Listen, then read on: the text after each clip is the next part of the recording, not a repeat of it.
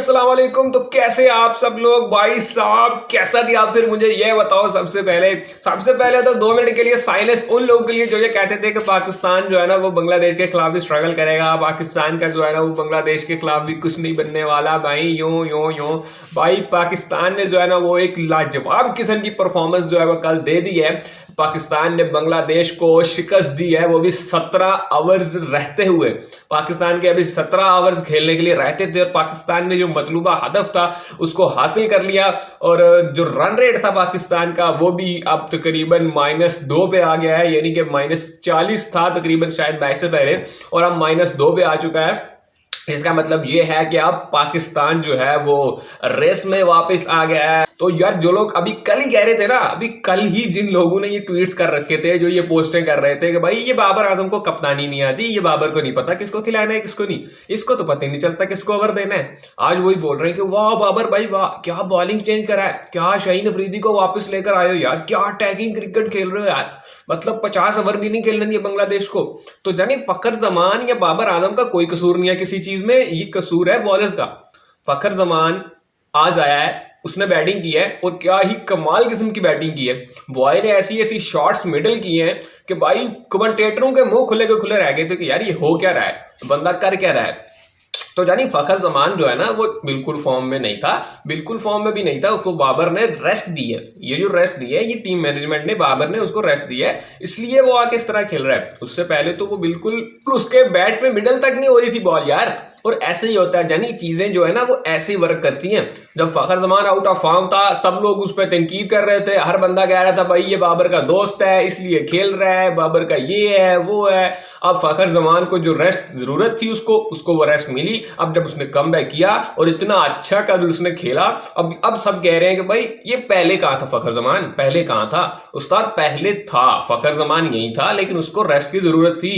चीजें इसी तरह वर्क करती हैं। अब ये लॉकडाउन वाली जो पैदावार है हमारी क्रिकेट फैंस की, भाई इनको नहीं पता ये कैसे चीजें चल रही हैं, इनको इतना तक नहीं पता कि क्रिकेट का भाई सी क्या है, इनको ये नहीं पता क्रिकेट की चीजें वर्क किस तरह करती हैं, टीम मैनेजमेंट क्या होती है, कप्तान का रोल क्या होता है। हर बंदे का गेम में टीम में एक अलग-अलग रोल डिफाइन होता है। आज शाहीन अफरीदी ने पहले ही ओवर में विकेट लिए और यही चीज जो थी ना अभी तक हम मिस कर रहे थे पूरे वर्ल्ड कप में। पूरे वर्ल्ड कप में हम ये चीज मिस कर रहे थे कि शाहीन अफरीदी जो है वो शुरू से विकेट लेकर नहीं दे रहे, और आज अफरीदी ने विकेट लेकर दी और पूरी टीम का मोमेंटम जो है ना वो सीधा हो गया। और दूसरे ही ओवर में जो उसामा मीर ने कैच पकड़ा है, भाई साहब क्या बात है। उसामा ने एक कैच छोड़ा था ऑस्ट्रेलिया वाले मैच में, जो है ना वो मैच हमारा जो पूरा बढ़ गया था। उसके बाद से जिस तरह के उसामा ने फील्डिंग किया ना यार, उफ बेहतरीन किस्म की बॉय ने कैचेस पकड़े हैं। उसके बाद से कल उसने एक गेंद भी रोका था जो कि शाहीन को पूरा मैं कहता हूँ चौका लग गया था, जिसमें उसने डाइव मार कर रोका था, उसका हाथ शायद में इंजर हो गया था, हाथ से खून भी निकलता हुआ दिख रहा था मुझे। खैर बड़ी ही अच्छी जो है ना कल पाकिस्तान ने फील्डिंग और बॉलिंग दोनों की है। उसके बाद हारिस रऊफ, यार मेरे जान कुछ कर ले यार, इसका कुछ कर लो। मैं कहता हूं बाबर भाई इसको भी जो है ना वो फखर जमान की तरह जरा बाहर बैठाओ, थोड़ा बेंच साइड पे बैठे, थोड़ा इसका जो है दिमाग वो ठंडा हो, क्योंकि बॉय वार्म अप आगे हो रहा होता है गेम में। हारिस रऊफ साहब जो हैं वो पहले वार्म अप भी नहीं हो के आते भाई, वो आगे बाजू शाजू जो खोलना होता है ना उसने, वो आगे ओवर के दरमियान खोलता है। आई थिंक ये कोई रिकॉर्ड वगैरह बन गया होगा अब तक तो हारिस रऊफ का, कि हर ओवर में जब भी वो गेंद कराने आता है पहली बॉल पे चौका उसको जरूर पड़ता है। और कल तो भाई उसने 3 चौके ओवर्स में 3-4 चौके खा लिए थे। वो तो आखिरी गेंद जो थी वो बड़ी अच्छी लेंथ पे गिर गई तो उसको विकेट मिल गई। उसके बाद बॉय का थोड़ा जो ना वो रिदम बैक आया, लेकिन उसके बाद मैं उसकी बॉलिंग देख रहा था, तकरीबन शायद 5 ओवर्स में उसने 22-23 रन दिए थे, जिनमें से 14 रन या 15 रन थे उस पहले ओवर में दे रखे थे। यानी कि बॉय की बॉलिंग बहुत अच्छी है भाई, इसमें नो डाउट। बहुत जबरदस्त बॉलर है फखर जमान, पेस भी है, हर चीज है उसके पास। लेकिन जो चीज है वो पहले ओवर में रन को कंट्रोल करना। पहले ओवर में अगर आप इतने रन दे दोगे, अगर टीम प्रेशर में होगी तो सारा प्रेशर आप खत्म कर दोगे, इतने रन थ्रो किए जा रहे हो तो इस तरह कोई फायदा नहीं है। और खासतौर पे इस तरह के लो स्कोरिंग गेम में, जिस तरह कल हमने बांग्लादेश को 204 पे आउट किया है, 205 हमने करना था। अगर वहीं हारिस रऊफ आके वो अपना पहला ओवर ही सही लाइन और लेंथ पे करता तो शायद यहाँ पे कहानी जो थी वो डिफरेंट होती। खैर तो भाइयों बहुत ही उम्दा किस्म की गेंदबाजी हुई है, उसके बाद से फील्डिंग भी बहुत अच्छी हुई है। खैर उसामा मीर जो थे वो आज खिलाया गए थे जो है शादाब खान की जगह। मेरे ख्याल में कुछ उनका भी शायद कुछ मूड लग नहीं रहा है वर्ल्ड कप खेलने का, जहां एक तरफ शादाब खान है जो कि राइट आर्म लेग स्पिनर से राइट आर्म फुल टॉसर बन चुके हैं, वही काम जो है बड़ी खुशुसलबी से जो है वो उसामा मीर साहब भी सारा अंजाम दे रहे हैं। क्योंकि उसामा मीर का क्या है कि भाई 2 गेंदें इसने ओवर में अच्छी करनी होती है, उसके बाद 4 ऐसी लूसी बॉल्स करता है ना ये कि उनसे आसानी से रन मिल जाते हैं। बल्लेबाज जो है वो इसकी 2 गेंदों को बस देखकर खेलते हैं, उसके बाद इसकी जो भी गेंद आएगी भाई उठा के बाउंड्री के बाहर जारी होती है। मेरे ख्याल में 66 रन इसने दिए और सबसे महंगा कल यही साबित हुआ है जो इसने अपने 10 ओवर किए हैं ना, उसमें वो एक लकीली विकेट मिल गया था। आई थिंक महमूदुल्लाह का नहीं, महमूदुल्लाह को तो अफरीदी ने बोल्ड किया था, इसको लिटन दास का विकेट मिल गया था उसामा मीर को।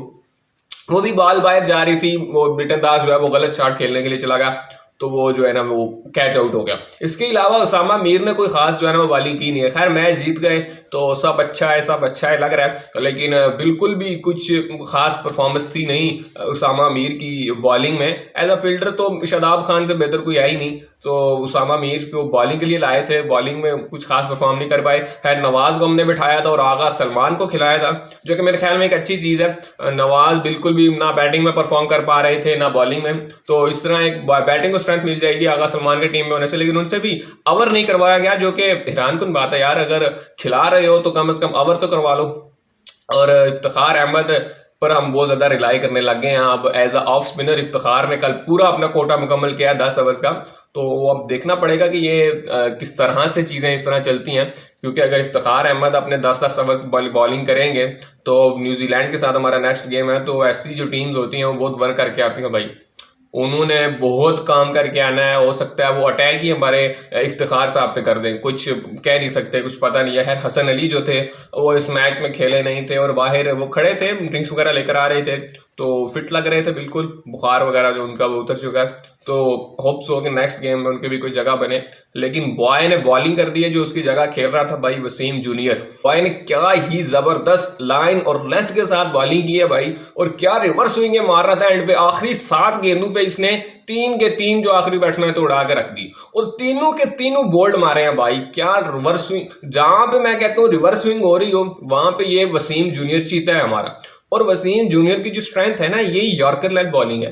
पिछले मैचेस में भी हम यही कह रहे थे कि यार यॉर्कर लेंथ बॉलिंग तुम्हारा जो है ना वो स्ट्रेंथ है, तुम क्यों शॉर्ट पिचें कर रहे हो, तुम क्यों जो है वो बाउंसर पे जा रहे हो, तुम क्यों लेंथ डिलीवरी कर रहे हो, तुम्हारी जो स्ट्रेंथ है तुम उस पे जाओ। वसीम जूनियर जब टीम में आया था तो उसकी स्ट्रेंथ ही यही थी कि जब ये यॉर्कर करता था तो इसकी समझ नहीं आती थी, बल्लेबाजों से पकड़ा नहीं जाता था ये। खैर तो भाई देखना पड़ेगा पाकिस्तान का जो नेक्स्ट गेम है वो न्यूजीलैंड के साथ है, और आज जो है वो साउथ अफ्रीका वैसे न्यूजीलैंड का गेम है, तो होप्स हो आज जो है अफ्रीका जो है वो जीत जाए और कुछ बन जाए हमारा।